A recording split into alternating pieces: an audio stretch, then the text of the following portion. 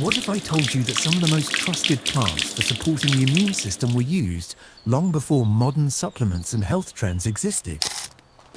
Across history, and even in biblical times, people relied on simple plants they could grow, gather, or keep in the home. These herbs and foods were used regularly because people believed they supported strength, resilience, and everyday wellness. Today, modern research is starting to revisit many of these same plants, with studies suggesting they may support immune function and overall balance in practical ways. In this video, you'll discover 7 biblical plants, including one that may already be in your kitchen and another that has been valued for centuries across different cultures. First, what is garlic? The poor man's strength. Garlic is one of those plants almost everyone recognizes, yet very few people truly respect. It's a sharp, pungent bulb with a smell that lingers, the kind of thing you notice right away. But behind that strong aroma is a long history of steady, everyday use that goes far beyond flavor. In ancient times, garlic wasn't just food, it was fuel. Workers, travelers, and builders were known to rely on it for strength and endurance. There are records of laborers being given garlic daily, not as a luxury, but as something essential to keep them going through hard physical work.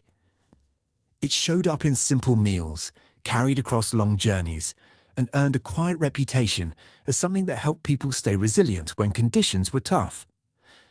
Now fast forward to today, and research suggests there's more to garlic than just tradition. Studies indicate that garlic contains natural compounds that may support the immune system and help the body respond to everyday stresses. It's not about dramatic effects. It's about steady support that builds over time. One of the key compounds people talk about is called allicin, and here's the interesting part. Allicin doesn't actually exist in whole garlic. It forms when you crush or chop the clove. Think of it like a natural defense system. When the plant is broken open, it activates this compound, which is believed to play a role in supporting the body's natural defenses. That means how you prepare garlic actually matters. One of the simplest ways to use it is to take a fresh clove, crush or finely chop it, and let it sit for about 10 minutes before adding it to food. That short wait gives those helpful compounds time to form. From there, you can mix it into meals, stir it into warm dishes, or even blend it into simple spreads. Now, a quick note here. Garlic is powerful, and more isn't always better. Large amounts can be hard on the stomach for some people, especially when eaten raw. If you're on certain medications, particularly those that affect blood flow, or if you're pregnant, it's a good idea to check with your healthcare provider before using it regularly in larger amounts. As always, listen to your body. So why did something this useful get pushed to the side? In many ways, garlic became too ordinary. It was always there, always available, and because of that, it didn't feel special anymore. As modern solutions became more complex and more packaged, simple things like garlic started to look almost too basic to matter. But simple doesn't mean weak. In many cases, it means reliable. And that's really how you want to think about garlic. Not as a quick fix or a miracle, but as a steady presence. Something small you return to again and again.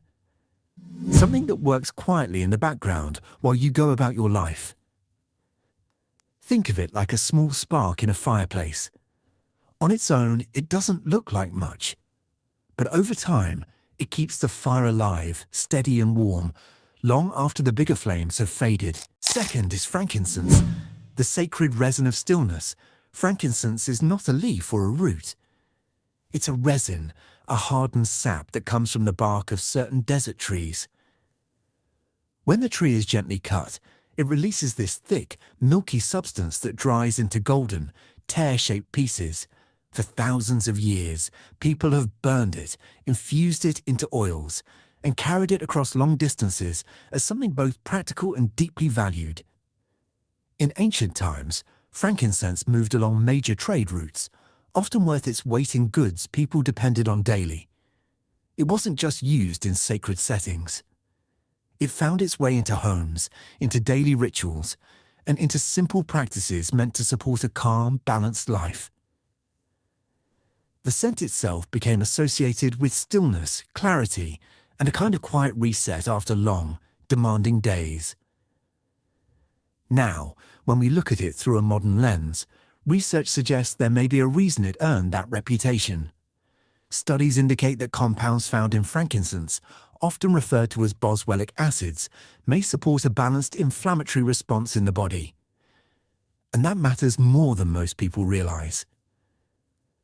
When the body stays in balance, it's better able to handle everyday stress, environmental pressures, and seasonal challenges. These compounds aren't harsh or aggressive. They work more like gentle regulators, helping the body maintain a steady rhythm rather than pushing it in extreme directions. That's part of what makes frankincense feel different from many modern approaches. It's subtle but consistent. The way you use frankincense is also simple, but it requires a bit of respect. One of the most traditional methods is burning a small piece of the resin and allowing the smoke to fill the space. Not in an overwhelming way, but just enough to create a calm environment. Another common approach today is using diluted frankincense oil. A drop mixed with a carrier oil can be applied to the skin or simply inhaled from the hands. It's important to note that frankincense is typically not used as something you ingest. Its strength lies in how it's experienced through scent or gentle external use. And as with any concentrated oil, it should be diluted properly to avoid irritation. If you're pregnant, sensitive to strong scents, or managing a health condition, it's always wise to check with your provider before using it regularly. So why did something this valuable fade into the background? In many ways, it became boxed into ceremony. Over time, frankincense was seen as something reserved for special occasions, spiritual settings, or rare moments. Its everyday role, the simple act of using it to support calm and balance, was slowly forgotten. And in a world that moves fast, anything that works slowly and quietly often gets overlooked. We tend to favor what feels immediate, even if it doesn't last. But frankincense was never meant to be rushed. It doesn't demand attention. It creates space for it. Think of it like a slow-burning ember. It doesn't flare up or draw your focus all at once. Instead, it glows steadily, releasing its warmth over time, gently shaping the environment around it without ever needing to be loud. Third is myrrh, the bitter guardian. Myrrh is another resin, often mentioned alongside frankincense, but it carries a very different character. Where frankincense feels light and uplifting, myrrh is deeper, more grounded, with a rich, slightly bitter scent. It comes from the sap of small, thorny trees, hardening into dark, reddish chunks that have been used for generations in practical, everyday ways. In ancient life, myrrh was valued for its role in cleansing and preservation. It was used in balms, oils, and simple preparations meant to protect and maintain. People didn't see it as something fancy. They saw it as dependable. It showed up in routines where keeping things clean, stable, and protected really mattered, especially in environments where conditions were harsh and resources were limited. Now, when we look at myrrh through modern research, studies suggest it contains natural compounds that may support antimicrobial activity and offer antioxidant effects. In simple terms, it may help the body deal with everyday exposures while also supporting overall balance. These properties align closely with how it was traditionally used, which is always interesting to see. The strength of myrrh comes from its concentrated nature. It contains compounds like sesquiterpenes and other plant-based elements that interact with the body in subtle but steady ways.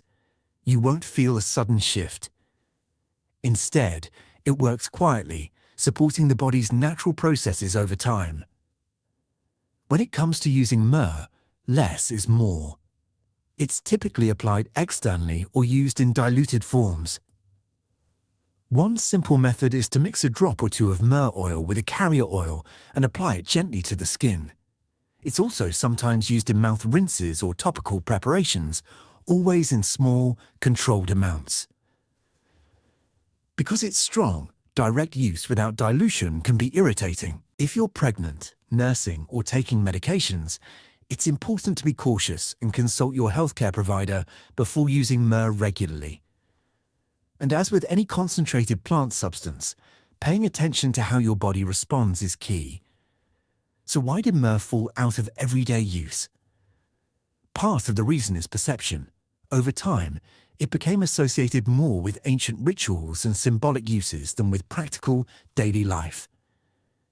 It started to feel distant, like something that belonged in history rather than in a modern routine.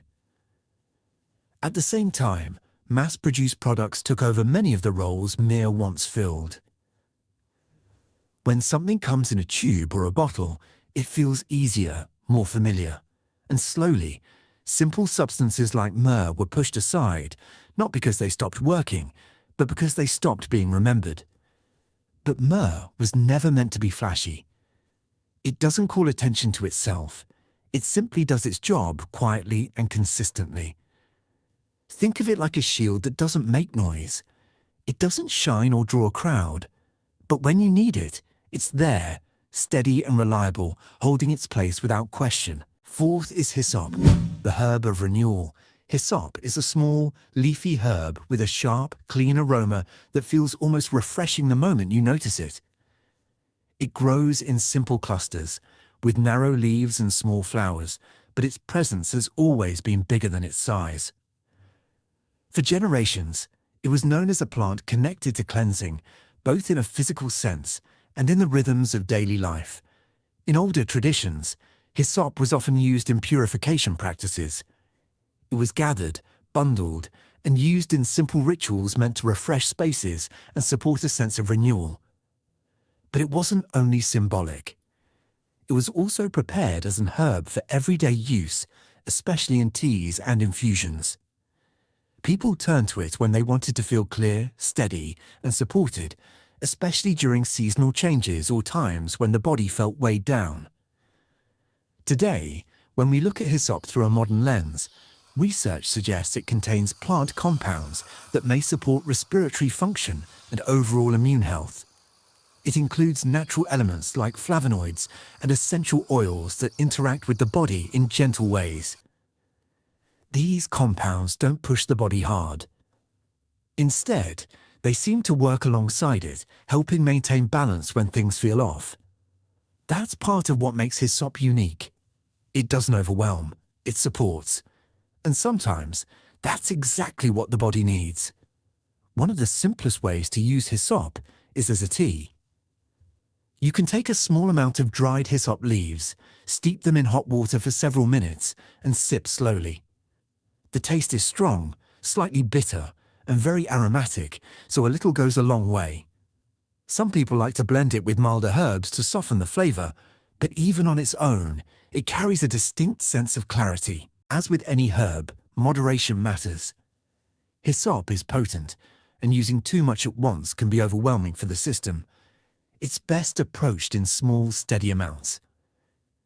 If you're pregnant, managing a medical condition, or taking medications, it's wise to check with your healthcare provider before adding it to your routine. So why did hyssop fade from everyday use? In many ways, it was replaced by convenience. Modern cleaning products, synthetic solutions, and packaged wellness options took over the roles that simple herbs once filled. And because hyssop doesn't come in a flashy bottle or make bold promises, it slowly slipped out of view. But there's something important to remember here. Just because something is quiet doesn't mean it's ineffective. Often, it means it works in a way that doesn't demand attention. Hyssop fits into that category. It doesn't try to impress you. It simply supports you gently and consistently. Think of it like a soft breeze moving through a room. It doesn't push or force anything. But over time, it clears the air, leaving things feeling lighter, fresher, and easier to breathe. Before we go further, just take a second and think about this. How many of these plants have you already seen before? Maybe in your kitchen, maybe in a garden, maybe in something you pass by without giving it much thought. That's the interesting part. A lot of this isn't new. It's familiar. We've just gotten a little disconnected from how it all fits together. If you're finding this helpful, go ahead and like the video. It helps more people find simple, practical information like this. And if you want more grounded, research-backed ideas for natural living, consider subscribing. We've still got a few more plants to go, and some of them might surprise you. Fifth one is olive leaf, the hidden strength of the tree. When most people think of the olive tree, they think of the fruit or the oil. Very few stop to consider the leaves.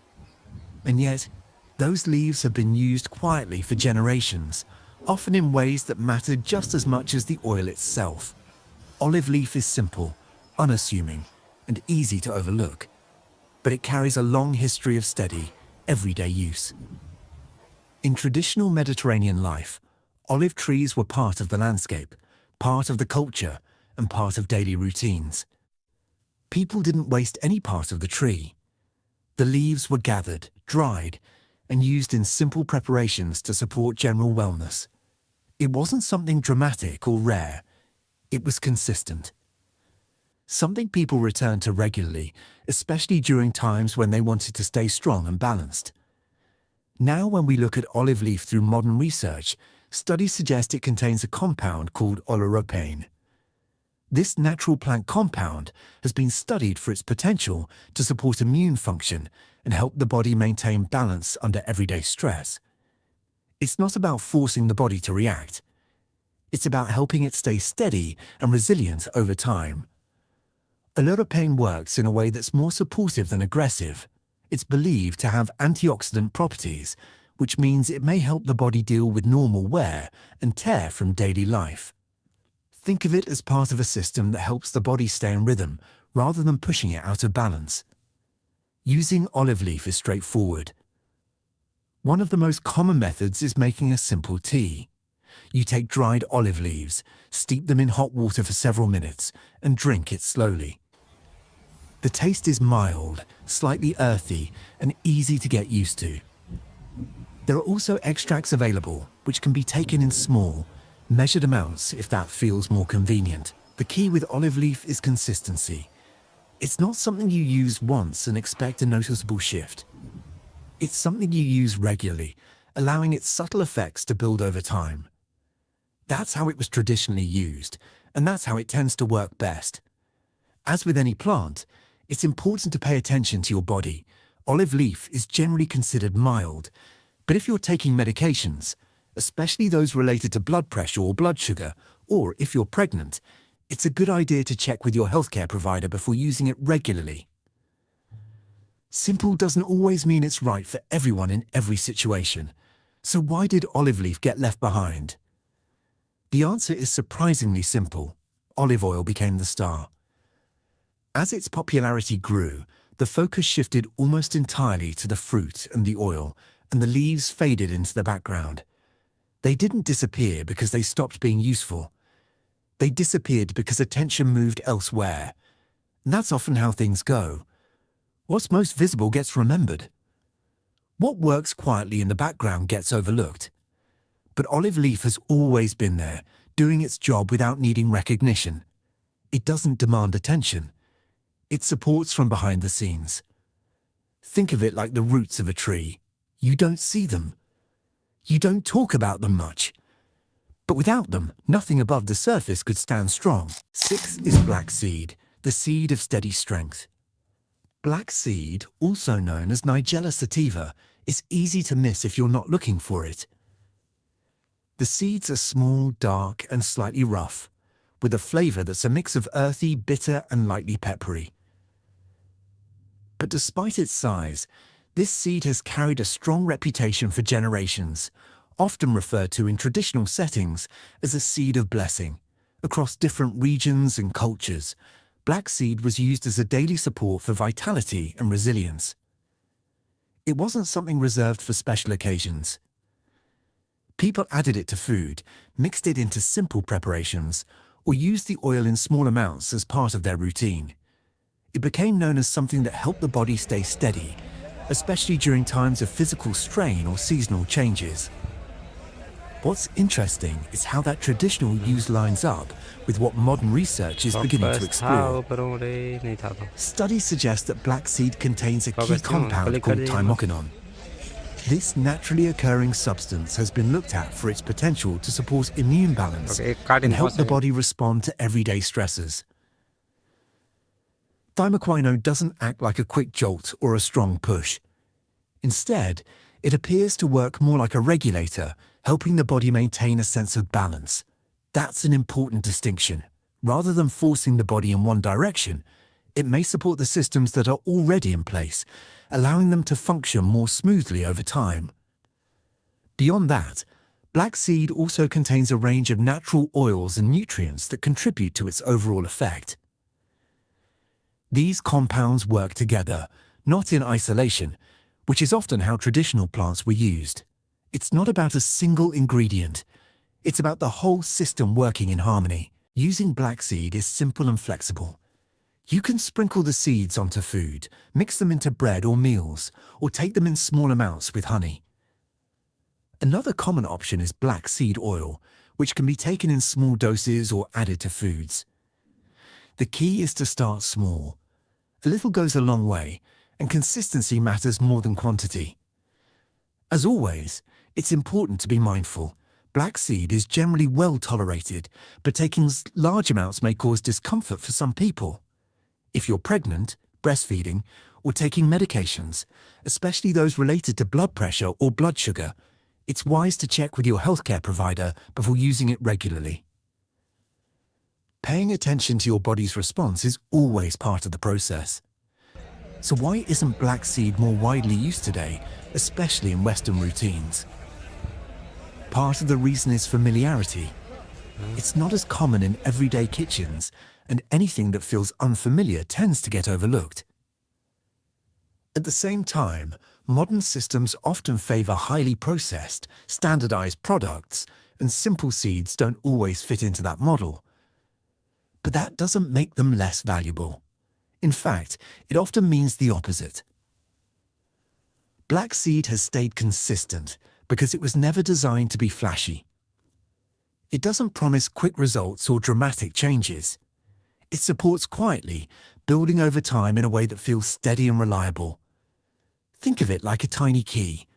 On its own, it might not look like much, but used consistently, it can unlock a kind of strength that grows slowly, almost unnoticed, until one day you realize it's been there all along. Last one is balm of Gilead. The quiet comfort resin, balm of Gilead, comes from the sticky buds of certain poplar trees, gathered in early spring when they're rich with resin. If you've ever held one, you know it has a warm, almost sweet scent with a soft, grounding feel to it. This isn't something you typically eat or brew. It's something you prepare, slowly and carefully, into forms that can be used on the outside of the body. In traditional use, balm of Gilead was known for comfort. People infused the buds into oils, creating simple salves that were applied to the skin. It was used in daily life, especially when the body felt worn down, dry, or in need of gentle support. It wasn't about intensity. It was about soothing, protecting, and helping the body feel at ease again. What's interesting is how this lines up with what we're learning today.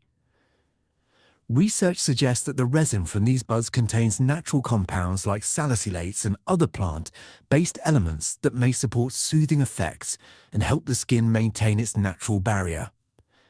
In simple terms, it may help calm things down and support the body's ability to recover from everyday stress on the surface.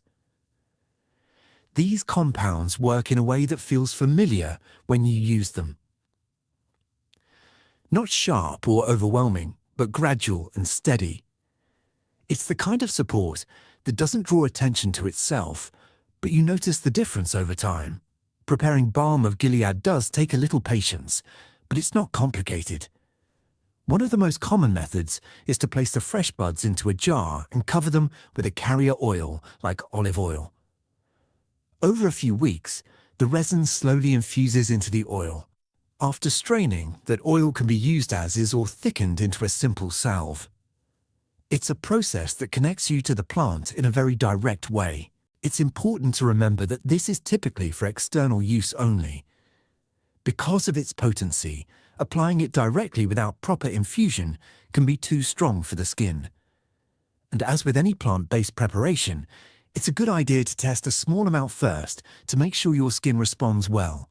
If you have sensitivities, allergies, or specific conditions, checking with your healthcare provider is always a smart step.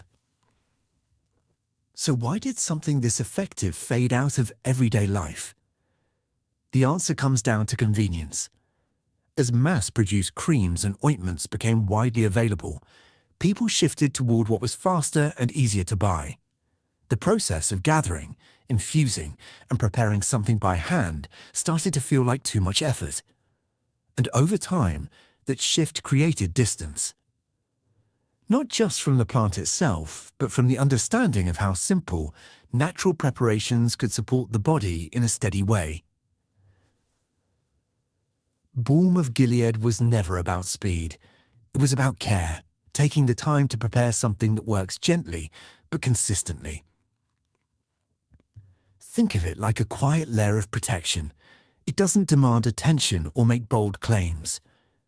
But once it's there, it does its job, restoring and supporting without ever needing to be loud. None of these plants are about dramatic overnight change. What they offer is support through small habits done consistently over time. A little garlic, a simple tea, or a drop of oil may seem small, but over weeks and months, it adds up. Most of these plants are already around you, quietly used for generations. Keep it simple, pick one or two, and stay consistent. If this approach speaks to you, like the video, subscribe for more, and share it with someone who appreciates keeping things simple and real. I'll see you in the next one. Before you start adding any of these into your routine, just keep this in mind. These plants have been traditionally used for general wellness and everyday support, but they're not guaranteed solutions. What works well for one person may feel different for someone else, and that's completely normal. Your body is unique, and how it responds can depend on a lot of factors, like your current health, your habits, and even how consistently you use something. That's why it's always a good idea to start simple, pay attention, and adjust as needed. Also, some herbs and natural compounds can interact with medications or may not be suitable in certain situations. If you're pregnant, nursing, or taking prescription medications, it's wise to check in with your healthcare provider before trying something new. It's just a simple step that can help you stay on the safe side. Think of this as a guide, not a rulebook. Use what makes sense for you, skip what doesn't, and take your time learning as you go. The goal here isn't to complicate things. It's to support your body in a thoughtful, steady way that fits into your life.